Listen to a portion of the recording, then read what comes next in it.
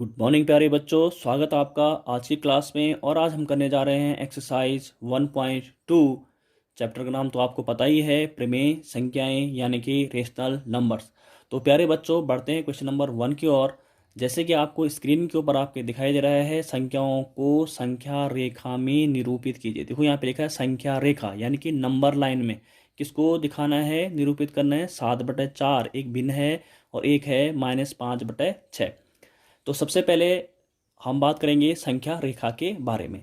देखो प्यारे बच्चों, संख्या रेखा क्या होती है और उसमें हम कैसे जो है संख्याओं को पुट करते हैं या निरूपित करते हैं, वो आपको यहाँ पे बताया जा रहा है। ध्यान से इसको समझिएगा, ध्यान से इसको देखेगा। तो सबसे पहले मैं एक नंबर लाइन यहाँ पे एक ड्रॉ कर रहा हूँ।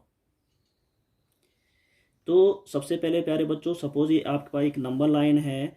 आपको पता होना चाहिए कि नंबर लाइन में आपके सारे नंबर यानी कि हम सारे वास्तविक संख्याओं की मैं बात कर रहा हूँ, उनको मैं निरूपित यहाँ पे कर सकता हूँ। सबसे पहले संख्या रेखा में हम लिखेंगे यहाँ पे ठीक इसके सेंटर में 0 और 0 के इधर यानी कि दाईं ओर, इधर क्या आपका दाईं ओर हमेशा ध्यान देना, 0 के दाईं ओर हमेशा धनात्मक संख्याएं आती है। जैसे इधर आएगी आपकी 1, यहाँ पे आएगी 2, यहाँ पे आएगी 3, ऐसी 4, 5, ठीक है।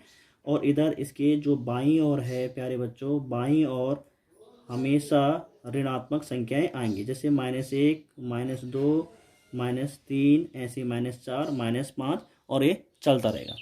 अब आपको पूछा जाएगा कि अगर आपसे पूछा जाए कि आप 3 को निरूपित करिए, ठीक है, तो आपके दिमाग में पहले ये बात आनी चाहिए कि 3 आखिर कैसा नंबर है, यानी कि धनात्मक है या ऋणात्मक है।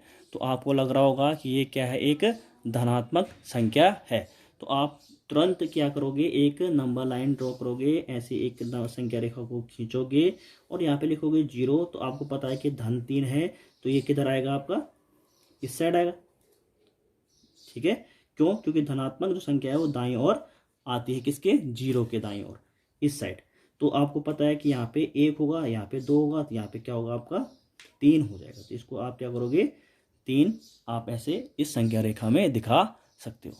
अगर आपसे पूछा जाए कि -5 को दिखाइए, तो आप समझ जाओगे कि -5 को हम कैसे दिखा सकते हैं। यहाँ पे आपका 0 होगा और ये ऋण होने के कारण हमेशा इस साइड को आएंगे, क्योंकि ऋण वाले संख्या किधर आती है आपको पता है, 0 के बाईं ओर। तो 0 के बाईं ओर क्या हो जाएगा, यहाँ पे होगा -1, -2, -3, -4 और यहाँ पे -5।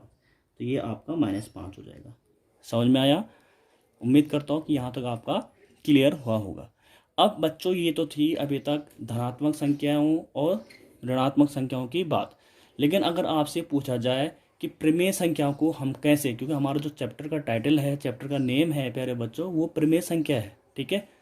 तो आपको अगर ये धनात्मक संख्या, ऋणात्मक संख्या संख्या रेखा में निरूपित करना आ गया, तो आप प्रमेय संख्याओं को भी कर सकते हैं, ठीक है। तो प्रमेय संख्या का मतलब जो P/Q के रूप में होती है, जैसे 7/4 है, -5/6 है, तो ये P/Q के रूप में, तो इनको हम क्या बोलते हैं, आपका प्रमेय संख्या बोलेंगे। तो सबसे पहले करना क्या है, एक प्रमेय संख्या को, इस चैप्टर का क्वेश्चन स्टार्ट करने से पहले मैं आपको एक प्रमेय संख्या भी निरूपित करके दिखा सकता हूँ। तो बच्चों, हमने यहाँ पे निरूपित करना है 2/4 को एक संख्या रेखा में, ठीक है। तो मैं आपको ये बताना चाहूँगा कि याद रखना आप कि 0 से लेकर 1 के बीच, जैसे आपको दिख रहा है यहाँ पे 0 और यहाँ 1, 0 और 1 के बीच ये मत सोचना कि सिर्फ एक ही नंबर आएगा। 0 और 1 के बीच सिर्फ एक नंबर नहीं आता, बल्कि इसमें के बीच अनंत नंबर हो सकते हैं। अनंत मतलब बहुत ज़्यादा, ठीक है। उनमें से एक नंबर क्या है, 2/4। 2/4 कहाँ आएगा, 0 और 1 के बीच में होगा। तो अब हमें ये ढूंढना है कि 2/4 की पोजीशन क्या है। तो सबसे पहले प्यारे बच्चों, मैं यहाँ पे करूँगा, आपको पता होना चाहिए कि 2/4 जो है 0 और 1 के बीच आएगा। तो मैं 1 को थोड़ा सा दूर लिख दूंगा, यहाँ पे हल्का सा 1 को मैं लिख दूंगा ये, ठीक है। क्यों? क्योंकि दूर इसलिए लिख रहा हूँ क्योंकि यहाँ पे 2/4 के जैसे बहुत सारे नंबर और आएंगे, ठीक है। तो सबसे पहले आपने 2/4 में आपने किसको पकड़ना है, किसको पकड़ना है, किसको देखना है, हर को। तो हर क्या है इसमें, 4 है। हर क्या है इसमें, 4। हर क्या है, 4 है। तो आपने 0 से 1 के बीच के में 4 बराबर बराबर टुकड़े कर देने। देखो 1, 2, 3 और 4। देखो 1 टुकड़ा ये हुआ, 2 टुकड़ा, 3 टुकड़ा और 4 टुकड़ा आपने कर दिया। इसके बाद आपने सिंपल सा जितने टुकड़े किए, यानी 4 टुकड़े किए, क्यों किए, क्योंकि इसका हर 4 था इस बिन का। तो आपने यहाँ से 0 के बाद आपको पता है क्या आता है, 1 आता है। जैसे आपको पता है 0 के बाद क्या आता है, 1, लेकिन 1/4 4। क्यों? क्योंकि नीचे क्या है आपका 4, यहाँ पे क्या आ जाएगा 2/4, यहाँ पे क्या आ जाएगा आपका 3/4। और देखोगे तो ध्यान से देखोगे तो एक खुद क्या होगा, 3 के बाद क्या आता है 4/4, और 4 से 4 कटेगा तभी तो 1 आएगा, इसलिए हम उसको 4/4 को हम क्या लिख सकते हैं 1 लिख सकते हैं। तो आपने 2/4 को लिखना था, तो 2/4 की वैल्यू यानी कि यहाँ पे इसको हम संख्या के रेखा के रूप में यहाँ पे निरूपित करेंगे। तो उम्मीद करता हूँ कि आपको ये प्रमेय संख्या भी आई होगी कि 2/4 हमने कैसे निरूपित यहाँ पे करना है। ऐसे अगर मैं आपसे पूछूं कि भाई आपने चलो मैं क्वेश्चन में चलता हूँ। क्वेश्चन में क्या है 7/4 को आपने करना है। अब देखो इस क्वेश्चन का हल जो होगा अब हम हल करना शुरू करते हैं। 7/4, तो यहाँ पे क्या है कि अंश क्या है बड़ा है, हर क्या है छोटा है, इसका मतलब 1 के बाद आएगा वो नंबर। समझ में बात आई? अगर आप इसमें भी 7 में 4 का भाग दोगे तो 1 दशमलव कुछ आएगा, यानी कि 1 के बाद। और यहाँ पे अगर भाग देते 2 में 4 का तो कहाँ था 1 से छोटा था, इसलिए वो 0 और 1 के बीच आया। तो 7 और 4 किसके बीच आएगा 2 और 3 के बीच आएगा। आपको सबसे पहले ये समझना होगा और ये ध्यान देना होगा कि 7/4 2/4 ये कोई भी नंबर जो है पहले किस साइन का है, यानी उसके सामने कौन सा चिन्ह लगा है। धन लगाया है तो 0 के कहाँ आएगा दाईं ओर, और ऋण लगाया है तो कहाँ आएगा 0 के बाईं ओर। तो सबसे पहले हम करते हैं क्वेश्चन नंबर 1 का हल 7/4 को। तो बच्चों हमने देखा यहाँ पे कि 7/4 के लिए पहले मैंने एक नंबर लाइन यहाँ पे ड्रॉ कर ली है। तो मैंने यहाँ पे लिखा 0। आपको पता है 7/4 एक धनात्मक संख्या है, तो जो दाईं ओर आएगा 0 के, तो 0, क्योंकि मैंने इधर छोटा इसलिए करा है क्योंकि मुझे ऋण वाला संख्या लिखनी है नहीं, तो मैं क्या करूँगा ज़्यादा पेपर का वेस्ट नहीं करूँगा, डायरेक्ट यहाँ पे 0 लिखा, यहाँ पे 1 और 2। तो सबसे पहले मैंने कहा कि आप 1 को देखेंगे, 1 और 0 के बीच कितने टुकड़े करने पड़ेंगे, जितना उसका क्या होता है आपका हर होता है। हर जितना होगा आपने 0 और 1 के बीच उतने टुकड़े करने हैं। बात समझ में? अगर आपको ये समझ में आ गया प्यारे बच्चों, तो मैं गारंटी के साथ कह सकता हूँ कि आप फिर कोई भी प्रमेय संख्या को संख्या रेखा में निरूपित कर सकते हैं। सबसे पहले मैंने क्या बोला, आप लिखेंगे 0 1 2। क्यों? क्योंकि आपको पता है 7/4। देखो अगर 7 में आप 4 का भाग दोगे तो आपको क्या मिलेगा, चेक करो, 4 एकम 4 और 3, यानी कि 1 सही 3/4, यानी 1 तो पूरा आ रहा है, इसलिए यहाँ से लेकर यहाँ तक मैंने कर दिया। और 3/4 का मान किस में आएगा दशमलव में आएगा, तो इसका मतलब 1 और 2 के बीच कहीं पड़ रहा होगा। तो इसका मतलब टोटल जो 7/4 है वो क्या है 1 से बड़ा है, इसका मतलब कहीं ना कहीं इधर आ रहा होगा, लेकिन उसकी अभी हमें पोजीशन पता नहीं है 7/4 की। ठीक है, तो हमने सबसे पहले 0 से लेकर 1 तक चेक करेंगे। तो यहाँ पे क्या है, जो उसका आपको पता है जो उसका हर होता है, मैंने कहा कि जितना हर होता है उतने टुकड़े करने चाहिए 0 और 1 के बीच।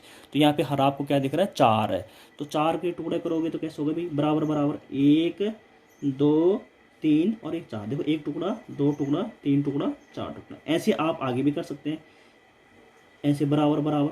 ठीक है, इसमें भी 4 टुकड़े होंगे, 1 2 3, और ये थोड़ा सा बड़ा हो गया, ध्यान देना हल्का सा इधर आएगा ये। ठीक है, ये 4 टुकड़े हो गए। तो यहाँ पे क्या आएगा आपको पता है 4 है, तो यहाँ पे आएगा आपका 1/4, यहाँ पे आएगा आपका 2/4, यहाँ पे आएगा आपका 3/4। ये क्या होगा, एक खुद किससे मिलकर बना है, देखो ऊपर वाला क्वेश्चन देखो, एक मैंने क्या बोला 4/4। ठीक है, तो ये इसको मैं लिख सकता हूँ 4/4, इसको लिख सकता हूँ मैं, फिर आगे बढ़ेगा तो 5/4, इसको लिख सकता हूँ मैं 6/4, और इसको लिख सकता हूँ प्यारे बच्चों 7/4। तो आपको जो संख्या निरूपित करनी थी वहाँ पे आपने ये काला सा पेन से या पेंसिल से जिससे भी आप लिखोगे वो आपने गोला मार देना। वैसे इन फिगर्स को आप पेंसिल और स्केल की हेल्प से ही बनाओगे। ठीक है, समझ में बात आई? तो यहाँ पे आपने देखा 7/4 की पोजीशन ये वाले, क्यों और किसके बीच आई, ये देखो 4/4 है, वो खुद अपने आप में क्या 1 है, क्योंकि 4/4 कटेगा तो क्या बनेगा 1 बनेगा। तो 0 1 और ये किसके बीच आएगा 1 और 2 के बीच, तो यहाँ पे इसकी पोजीशन होगी। क्लियर है? तो उम्मीद करता हूँ कि आपको ये क्लियर हो रहा होगा, समझ में आ रहा होगा। दूसरा हमारे पास प्यारे बच्चों, जैसे आप देख रहे होंगे -5/6, तो -5/6 को भी मैं ऐसे ड्रॉ कर सकता हूँ भाई। देखो 5/6 को, सेकंड पार्ट देखिए इसका 5/6, लेकिन ये नेगेटिव है। तो आपने करना क्या है, यहाँ पे एक संख्या रेखा निरूपित करनी है। अब आपको पता है ये ऋण है, तो जाहिर सी बात है कि ये बाईं ओर आएगा 0 के, तो मैं 0 इधर लिखता हूँ और यहाँ पे लिख लेता हूँ आपका 1, यानी कि -1 इधर आएगा।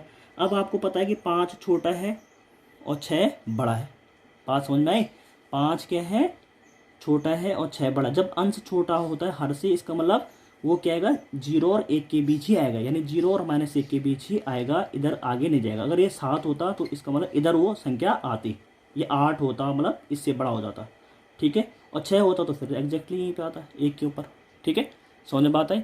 अब हम क्या करेंगे कि यहाँ पे जितना आपको, यहाँ पे मैंने क्या बोला, क्या समझाया था कि जितना हर होता है आप उतने टुकड़े करेंगे। 0 और -1 के बीच 6 है तो 6 टुकड़े कर लीजिए, 1 2 3 4 5 और 6। देखो यहाँ से लेकर 1 2 3 4 5 और 6, यहाँ से लिखेंगे आप -1/6, यहीं से शुरू कर लेंगे क्योंकि 0 के बाद 1 आता है, तो इधर के लिए हम नेगेटिव नंबर लिखते हैं। 1/6, 2/6, -3/6, यहाँ पे आएगा 4/6, यहाँ पे आएगा आपका -5/6।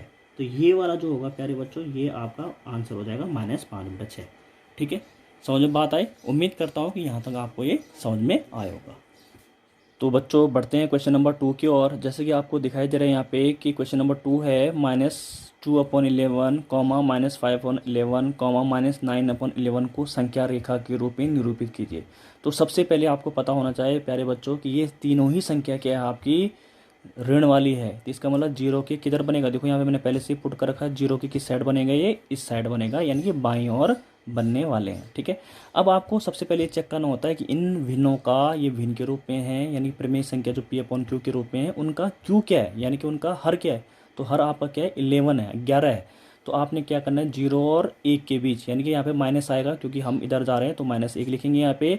और आपको पता है कि -1 के बीच क्यों आएंगी, क्योंकि इनका अंश छोटा है। देखो यहाँ पे -2 छोटा है 11 से, -5 छोटा है 11 से, -9 छोटा है 11 से।